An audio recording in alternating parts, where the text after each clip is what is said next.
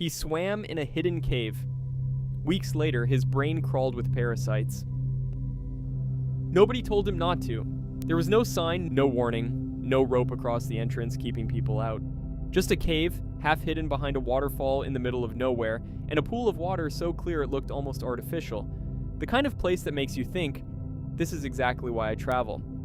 Daniel was 28, a software engineer from Austin, Texas, who took 2 weeks off every year to disappear somewhere that didn't have Wi-Fi. He'd been to Patagonia, he'd hiked in Vietnam, he'd camped alone in the Utah desert for 5 days and loved every minute of it. This trip was Guatemala, a small village near a river system that didn't appear on most tourist maps. A local guide had mentioned the cave almost as an afterthought. Some people swim there, it's beautiful, very cold. Daniel didn't hesitate. He left his pack on the rocks, climbed down to the water, and jumped in. The water was cold enough to knock the breath out of him. He left. He swam for about 20 minutes, explored the back of the cave where the light turned green and strange, then climbed out and dried off in the sun. He felt fantastic. That was a Thursday afternoon. 3 weeks later, he was lying in a hospital bed in Houston, unable to remember what year it was. His left hand had started shaking uncontrollably. He'd had 2 seizures in the span of 4 days.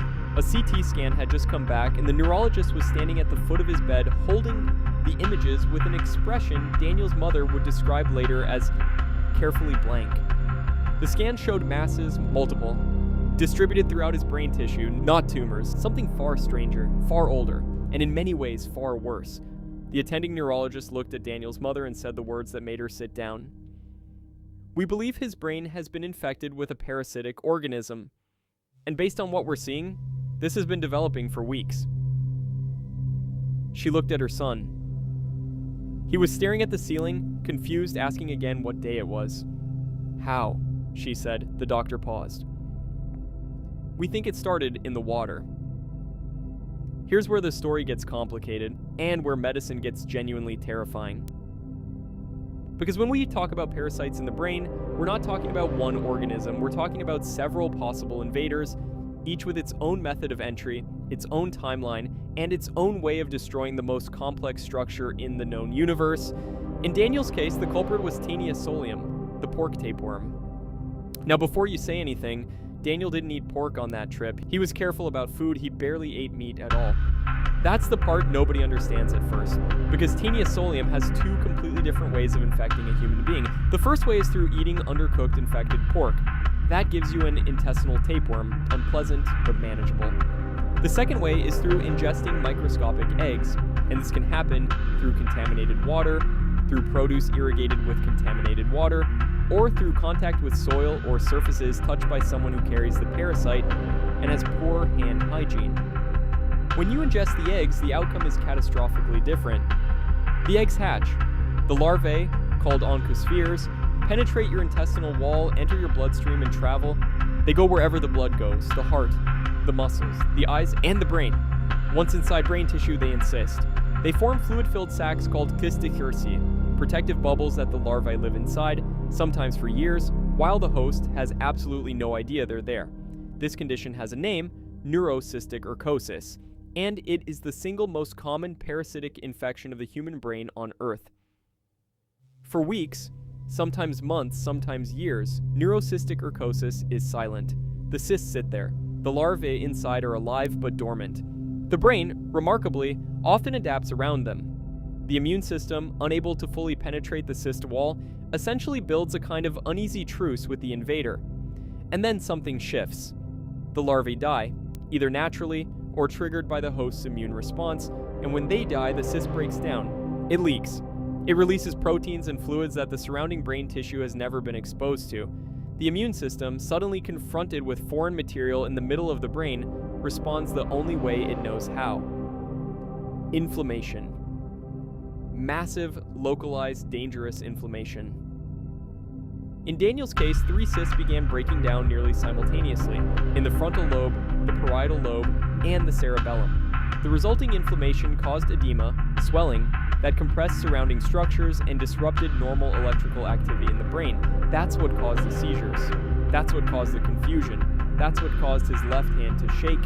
His brain wasn't being eaten.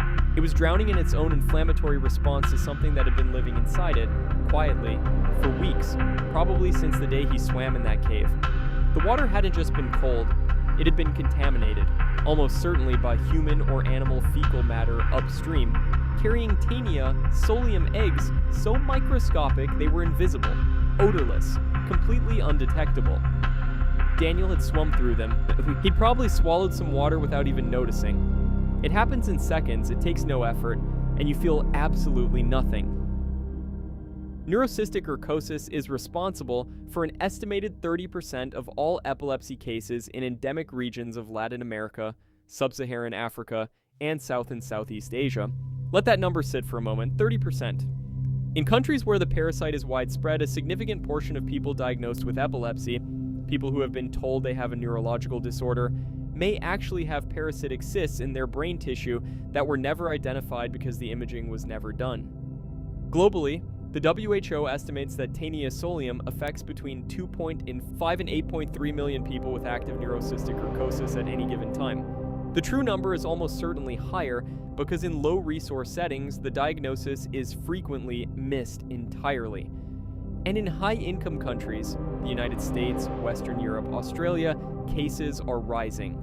Not because the parasite is spreading domestically, but because international travel has made exposure possible for anyone, anywhere, at any time. Cases have been documented in people who never left their home country, but ate at a restaurant where a food handler was unknowingly infected. Cases have been documented in people who traveled for less than 2 weeks. Cases have been documented in people, like Daniel, who swam in water that looked, felt, and smelled perfectly clean. The parasite does not announce itself. It never does. When Daniel arrived at the Houston hospital, the first assumption was a brain tumor. That's almost always the first assumption when imaging shows multiple intracranial masses in a young adult. It was his mother who mentioned the cave, almost as an afterthought. He was traveling in Guatemala a few weeks ago. He swam somewhere, I think. A cave. The neurologist stopped writing. That single detail, a cave Guatemala, 3 weeks ago, shifted the entire diagnostic framework. Blood tests were ordered for parasitic antibodies. A lumbar puncture was performed to analyze cerebrospinal fluid. A higher resolution MRI with contrast was done, and this time the radiologist knew exactly what to look for. The characteristic scolex, the tiny white dot visible inside each cyst that represents the parasite's head. They found it in 2 of the 3 cysts. The diagnosis was confirmed: neurocysticercosis, multifocal, with active inflammation indicating recent cyst degeneration. Now came the part that surprises most people. The treatment for neurocysticercosis is not straightforward, because the instinct, kill the parasite, can, paradoxically, make things dramatically worse in the short term. When anti-parasitic drugs like albendazole or praziquantel are administered, they accelerate the death of the cysts. And dying cysts release more inflammatory material, more debris, more immune activation. Without aggressive concurrent corticosteroid therapy to suppress that inflammatory response, treatment itself can trigger a catastrophic seizure storm or fatal cerebral edema. The doctors had to kill the parasite, carefully, slowly, while simultaneously suppressing the immune response that the dying parasite would provoke. It was, as one physician put it, like defusing a bomb while the bomb was already partially detonated. Daniel spent 11 days in the hospital. The first 4 were the most dangerous. Anti-parasitic medication combined with high-dose dexamethasone, a corticosteroid, to manage the inflammatory surge. Daily neurological assessments. Continuous EEG monitoring for seizure activity. IV anti-epileptic drugs to prevent further episodes while the brain healed around the dying cysts. His confusion lifted on day 3, the hand tremor resolved on day 6. By day 8, he was eating normally, speaking clearly, and watching basketball on his phone. But the recovery didn't end at discharge. Daniel was placed on oral antiparasitic therapy for 28 days. He continued anticonvulsant medication for 6 months while neurologists monitored whether the cyst sites would calcify, the normal endpoint of resolved neurocysticercosis, where the dead cyst becomes a small calcium deposit that the brain incorporates harmlessly into surrounding tissue. All 3 cysts calcified successfully. He will have follow-up MRIs for the next 3 years, He is not allowed to drive for 12 months following his last seizure, standard protocol for anyone with a documented seizure disorder, regardless of cause. And there is a small, honest uncertainty that his neurologist communicated clearly at his final inpatient appointment. Calcified lesions are stable, but they carry a lifelong low-level risk of provoking seizure activity, particularly during periods of illness, fever, or significant sleep deprivation. Daniel will carry this for the rest of his life, from 20 minutes in a cave. Not everyone who swims in contaminated water develops neurocysticercosis. Not everyone who ingests Taenia solium eggs develops symptomatic disease. So what determines who gets sick and how badly? The infectious dose matters, how many eggs were ingested, and how many successfully crossed the intestinal barrier and entered systemic circulation determines how many cysts ultimately develop. A person who swallowed a small quantity may develop one cyst that remains asymptomatic for their entire life. Someone who ingested a higher dose may develop dozens. The location of cyst formation matters enormously. Cysts in brain tissue produce neurological symptoms. Cysts in muscle tissue often produce nothing. The muscle simply absorbs them. Cysts near the ventricles of the brain or in the spinal cord produce the most severe outcomes. Location is essentially random, determined by where the bloodstream happened to carry the larva on that particular day. The timing of cyst degeneration matters. Many people with neurocysticercosis are never diagnosed because their cysts never produce symptoms. They calcify silently and are discovered incidentally on an MRI done for an unrelated reason. Others, like Daniel, experience degeneration of multiple cysts in close succession, producing a cluster of severe symptoms that arrive suddenly and without warning. And immune status plays a role. People with compromised immune systems may experience more rapid or more severe inflammatory responses when cysts begin to break down. There is no way to predict which category you will fall into. That is perhaps the most unsettling part of all. Daniel is back in Austin. He works the same job, he still travels, though his next trip was domestic, a national park in Colorado, and he hiked rather than swam. He talks about what happened with a kind of measured detachment that he admits is partly performance. Because the alternative, sitting with what it actually means, is harder to do at a desk on a Tuesday morning.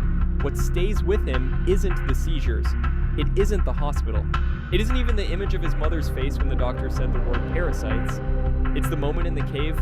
He remembers it clearly. The green light, the cold water, the feeling of being somewhere completely untouched. He remembers thinking, this is the best moment of the trip. He was already infected. He just didn't know it yet. People ask me if I regret going in, he said. And I don't have a clean answer for that. I wish I'd known. I wish someone had told me that clear water isn't safe water. That beautiful doesn't mean clean. That you can feel completely fine and have something living in your brain. He paused. I just wish I'd known. The rules are not complicated. They're just not widely communicated. Fresh water in endemic regions, Latin America, Sub-Saharan Africa, South and Southeast Asia, carries real parasitic risk even when it appears pristine. Rivers, lakes, caves, cenotes, natural pools. The visual clarity of the water tells you nothing about its microbiological content. If you swim in fresh water abroad, keep your mouth closed. Wear nose clips if you are swimming in a cave or enclosed water system. Do not drink from natural water sources, even when locals appear to do so without consequence. Their exposure history and immune landscape may be fundamentally different from yours. If you develop neurological symptoms, headaches, seizures, confusion, visual disturbances, unexplained personality changes in the weeks or months following travel to an endemic region, tell your doctor where you went. Tell them specifically what you did. The detail that unlocked Daniel's diagnosis was a single offhand comment from his mother about a cave. Doctors cannot diagnose what they do not think to look for. And if you are traveling to a region with known Taenia solium prevalence, the safest foods are those you have cooked yourself at high heat. Avoid raw produce that may have been irrigated with contaminated water. Wash hands thoroughly and frequently. These are not exotic precautions. They are the difference between a good trip and a neurologist holding an MRI and choosing their words carefully. The cave was beautiful. That is true and will always be true. It was also trying to kill him. Both things were true at the same time. We think of dangerous water as water that looks dangerous, murky, brown, visibly contaminated. We have an instinct, but probably ancient, probably useful in a different era, that clear water is safe water. That instinct is wrong. Taenia solium eggs are 31 to 43 micrometers in diameter. You cannot see them. You cannot smell them. You cannot taste them. They survive in cold water. They survive in fast-moving water. They survive in water that photographs beautifully and makes it into travel blogs with captions about paradise. Daniel's Cave will probably still be there next year. Someone will probably swim in it next month. They may be completely fine. Or they may sit in a hospital room 3 weeks later, asking what day it is, while a neurologist explains that something has been living in their brain since the afternoon they went looking for an adventure. This is not a reason to stop traveling. It is a reason to travel informed, know the water, know the region, know the symptoms. And if something feels neurologically wrong in the weeks after a trip, something subtle, something easy to dismiss, don't dismiss it. The earlier neurocysticercosis is caught, the better the outcome. Every case where it's found late is a case where someone ignored a sign that their body was sending. Your brain does not have many ways to ask for help. Listen when it does. If this story made you think differently about the water you swim in, share it with someone who travels. It might be the most useful thing they read before their next trip. And drop a comment. Have you ever swum in a cave, a cenote, or a natural pool abroad? Would you do it again after watching this? Stay curious, stay safe, and maybe, just maybe, uncheck what's in the water before you jump.